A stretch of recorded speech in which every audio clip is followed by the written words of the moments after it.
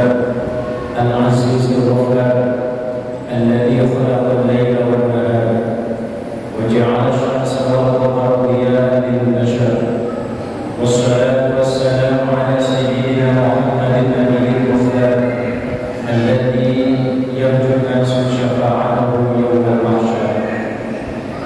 وقال الله تعالى: شهر رمضان الذي أنزل فيه القرآن هدى للناس وبينات من الهدى والفرقان. Pertama puji syukur kehadirat Allah Subhanahu wa taala. Alhamdulillah pada malam hari ini Allah masih panjangkan umur kita.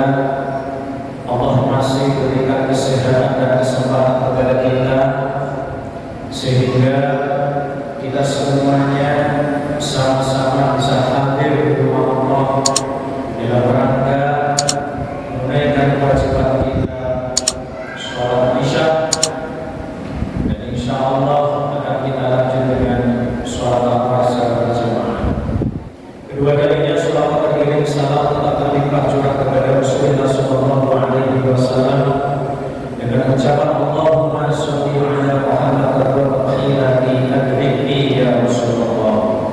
Mudah-mudahan kita semua yang hadir dalam kesempatan kali ini masih ditakdir oleh Allah untuk menjadi hamba-hambanya yang senantiasa diberikan kekuatan untuk menjalankan dan juga memperjuangkan syariat yang dibawa oleh Rasulullah Sallallahu Alaihi Wasallam, dan dengan harapan besar mudah-mudahan kita semua akan mendapatkan syafaat dari beliau di yaumil qiyamah. Amin Allahumma amin.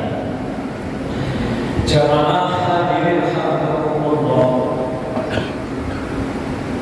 sesuai dengan tema yang diberikan insyaallah dalam kesempatan kali ini kami akan menyampaikan tentang nuzulul Quran.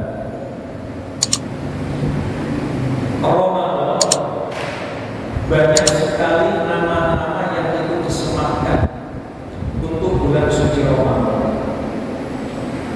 Ada syahrul maghfirah, ada syahrul rahmah, ada syahrul itqin minan nar, dan juga salah satunya adalah syahrul Quran. Kenapa kemudian bulan suci Ramadan ini adalah juga disebut dengan bulan Al-Quran? Karena sesuai dengan firman Allah, syahrul Ramadan alladzi unzila fihi al-Quran. Kalau di dalam bulan Rajab, di mana bulan Rajab itu menjadi bulan yang mulia, di dalamnya ada satu peristiwa yang agung, yang itu di mana Rasulullah itu diisrakan dan dimi'rajkan. Di dalam bulan suci Ramadan, maka kenapa kok kemudian di dalam bulan suci Ramadan ini disebut juga dengan syahrul rahmah, disebut juga dengan bulan yang penuh rahmat? Disebabkan karena di dalam bulan suci Ramadan ini adalah bulan di mana Al-Quran, kitab suci yang digunakan sebagai tuntunan dan panduan dari umat Islam, itu diturunkan kepada Rasulullah melalui malaikat Jibril.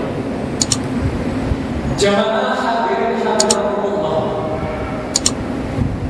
sesuai dengan firman Allah, kenapa kemudian Allah itu menurunkan Al-Quran?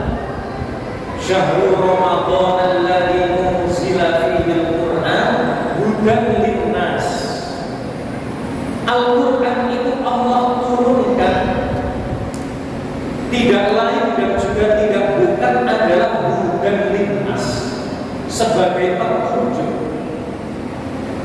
Jamaah hadirin, kalau ada orang kok kemudian itu ingin selamat, pastikan bahwa Al-Quran itu dijadikan sebagai tuntunan, bukan potongan. Maka jamaah hadirin, sama halnya ketika kemudian kita membeli TV, membeli HP yang baru dan seterusnya, bisa dipastikan di dalamnya itu ada guidance book-nya, ada buku panduannya. Manusia itu juga begitu, gampang saja. Semakin manusia itu jauh dengan Al-Quran, bisa dipastikan manusia tersebut itu jauh dengan Allah dan jauh dari tuntunan-tuntunan Allah. Maka untuk menghancurkan umat Islam itu gampang. Jauhkan saja umatnya itu dari Al-Quran, akan runtuh dan roboh sendiri. Gak usah diperangi, gak usah dibom. Jauhkan saja umat Islam itu dari Al-Quran, akan runtuh sendiri, akan roboh sendiri. Kita lihat jamaah hadirin hamdalillah. Kalau kemudian generasi-generasi kita ini semakin jauh, kemudian semakin menjauhkan daripada Al-Quran, itu berarti pertanda bahwa kegelapan masa depan itu ada berada di generasi-generasi masa depan. Oleh karena itu kita semua sebagai orang tua wajib hukumnya untuk memastikan bahwa anak-anak kita jangan sampai jauh daripada Al-Quran. Karena sebagaimana firman Allah, lanjutan di dalam firman itu, wa bayyinatin minal huda wal furqan. Fungsi daripada Al-Quran itu adalah sebagai pembeda. Kita ini Bapak dan Ibu sekalian tahu mana yang wajib, mana yang harus ditinggalkan, mana yang harus dilarang dan seterusnya dari Al-Quran sebenarnya. Mana yang hukumnya wajib, mana yang haram, itu sumber utamanya adalah dari Al-Quran. Maka dari orang kemudian suka-suka menghukumi sesuatu sesuai dengan seleranya sendiri, rusak Bapak dan Ibu sekalian. Gak usah jauh-jauh. Misalnya kita ini bergabung di dalam sebuah organisasi, di dalam sebuah lembaga dan seterusnya, pasti di dalamnya itu ada anggaran dasarnya, ada anggaran rumah tangganya. Kalau kemudian penghuninya itu tidak patuh terhadap anggaran dasar itu, tidak patuh terhadap anggaran rumah tangga itu, sudahlah, bisa dipastikan akan berkelahi. Dia akan menganggap bahwa dirinya itu adalah paling benar karena sesuai dengan seleranya masing-masing. Maka di dalam beragama juga begitu. Kalau kemudian kita ini di dalam hal beragama itu memastikan bahwa sumber utama kita itu adalah Al-Quran, kita tidak akan kemudian mengatakan bahwa diri kita adalah yang paling benar. Yang paling benar itu sumbernya adalah, sumber utamanya adalah Al-Quran. Maka jamaah hadirin hafizakumullah, tentu kita di dalam hal menjalankan syariat agama ada Al-Quran, juga ada hadis. Ada yang bertanya, Pak Ustaz, kenapa kok di dalam kajian-kajian itu kita ngaji kitab-kitab kuning itu misalnya? Ada Mabatibul Fiqhiyah, misalnya ada Fathul Qorib, ada Taqrib, ada Fathul Mu'in, ada I'anatul Talibin dan seterusnya. Kenapa kok kemudian itu dibuat ulama seperti itu? Jamaah hadirin hafizakumullah, ulama ketika kemudian mengarang kitab itu bukan berarti sesuai dengan seleranya. Dia pasti akan merujuk kepada Al-Quran, pasti akan merujuk kepada sunnah Nabi. Itu sudah diramu, barang yang sudah jadi, kita tinggal makan. Ibaratnya kita makan itu tidak perlu belanja ke pasar, tidak perlu belanja ke pasar, ke toko, kemudian keracik, berapa ini kadarnya dan seterusnya. Itu adalah bagian daripada cara ulama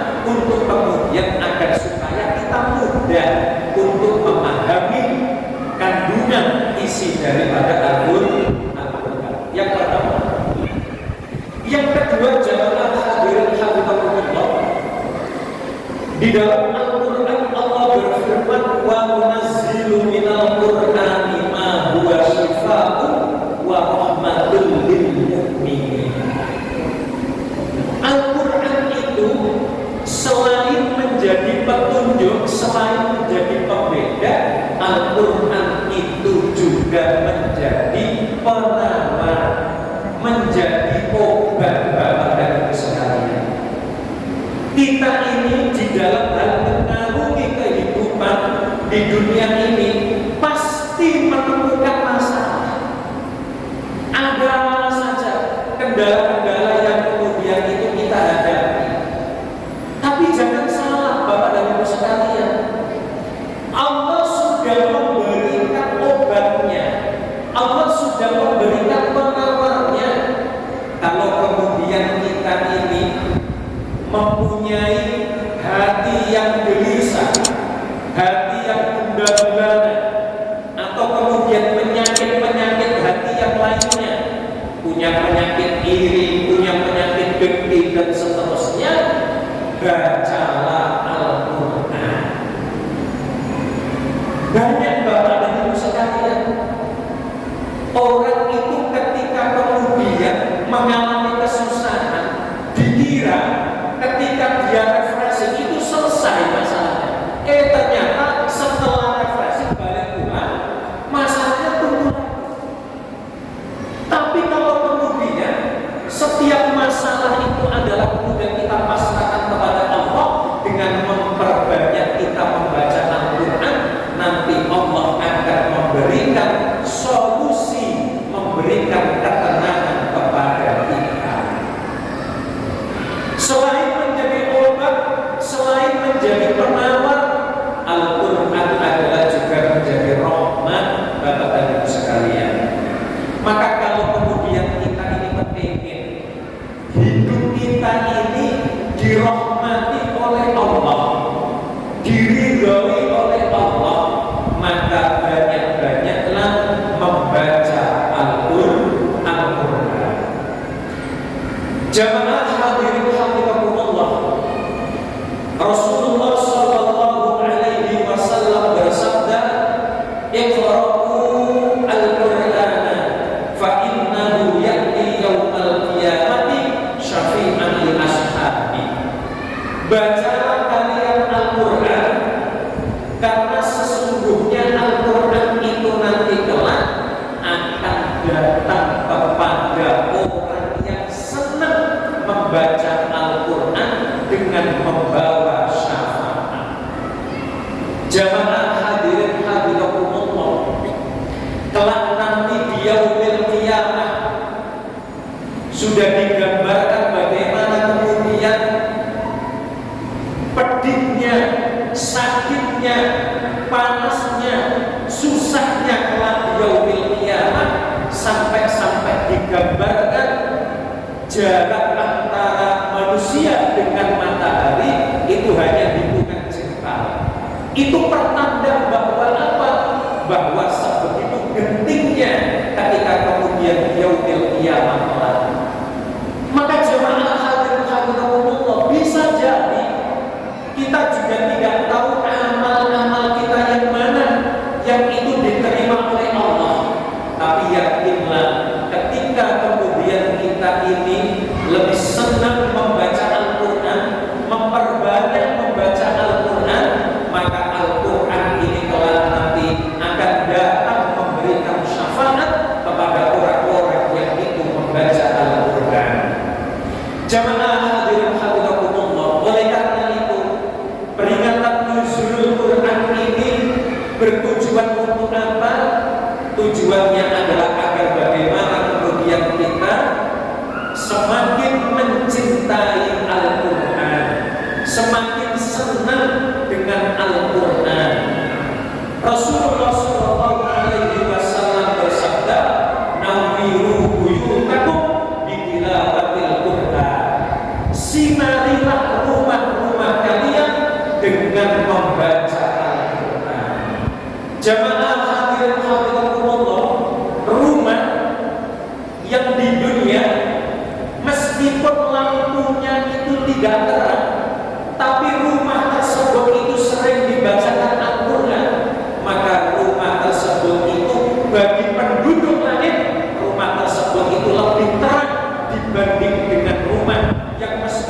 itu banyak sekali lampunya, akan tetapi tidak dibacakan Al-Quran. Maka jemaah hadirin rahimakumullah, di dalam berumah tangga itu terkadang kita ini menemukan ada saja sesuatu yang kemudian menjadikan rumah tangga kita ini tidak sakinah, tidak mawaddah. Ada saja problematika yang kadang-kadang kita juga tidak tahu persoalannya apa. Bisa saja kita dan keluarga kita sudah terlalu lama meninggalkan Al-Quran. Bisa saja kita sudah begitu lama untuk kemudian tidak membaca Al-Quran. Maka jamaah hadirin rahimakumullah, momentum di dalam bulan suci Ramadan ini, mumpung Allah masih panjangkan umur kita, Allah masih menemukan kita di dalam bulan suci Ramadan, marilah kita memperbanyak membaca Al-Quran di dalam bulan suci Ramadan ini. Syukur-syukur kita bisa menghatamkan Al-Quran 30 juz, bukan juz 30, tapi 30 juz. Pak Ustaz, saya ini bacanya gerondol-gerabul Pak Ustaz. Tidak apa-apa sebisanya. Kalau kita ini sekiranya belum bisa menghatamkan karena bacanya itu gerabul-gerabul tidak lancar, tidak apa-apa.